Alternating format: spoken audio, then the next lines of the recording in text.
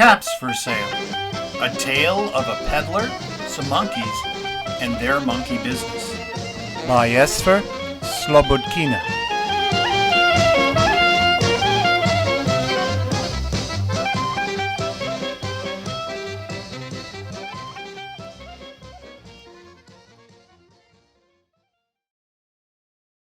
Once there was a peddler who sold caps.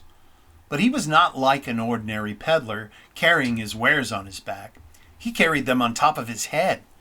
First, he had on his own check cap, then a bunch of gray caps, then a bunch of brown caps, then a bunch of blue caps, and on the very top, a bunch of red caps. He walked up and down the streets, holding himself very straight so as not to upset his caps. As he went along, he called, "Caps! Caps for sale, 50 cents a cap." One morning he couldn't sell any caps. He walked up the street and he walked down the street calling, "Caps! Caps for sale, 50 cents a cap." But nobody wanted any caps that morning. Nobody wanted even a red cap. He began to feel very hungry, but he had no money for lunch. "I think I'll go for a walk in the country," said he. And he walked out of town slowly, so as not to upset his caps. He walked for a long time until he came to a great big tree. "That's a nice place for a rest," thought he. And he sat down very slowly under the tree and leaned back little by little against the tree trunk so as not to disturb the caps on his head. Then he put up his hand to feel if they were straight. First he checked his own checked cap, then the gray caps, then the brown caps, then the blue caps, and then the red caps on the very top. They were all there, so he went to sleep. He slept for a long time. When he woke up, he was refreshed and rested. But before standing up, he felt with his hand to make sure his caps were in the right place. All he felt was his own checked cap. He looked to the right of him, no caps. He looked to the left of him, no caps. He looked in back of him, no caps. He looked behind the tree, no caps.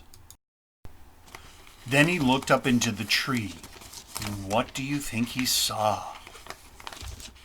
On every branch sat a monkey. On every monkey was a gray, or a brown, or a blue, or a red cap. The peddler looked at the monkeys. The monkeys looked at the peddler. He didn't know what to do. Finally, he spoke to them.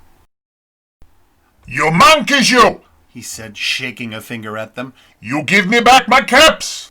But the monkeys only shook their fingers back at him and said, "Th, th, th." This made the peddler angry.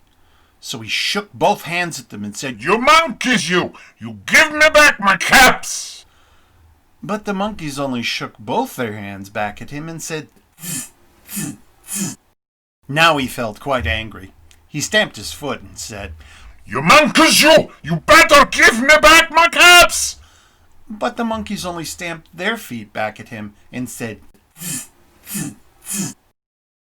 By this time, the peddler was really very, very angry.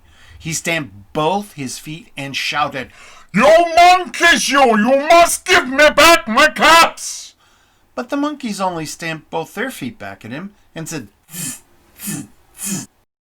At last, he became so angry that he pulled off his own cap and threw it on the ground and began to walk away.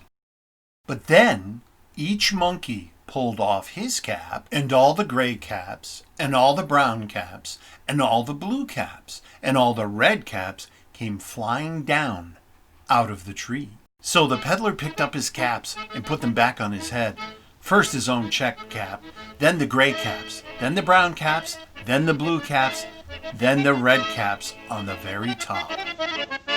And slowly, he walked back to town calling, "Caps! Caps for sale! 50 cents a cap!" The end.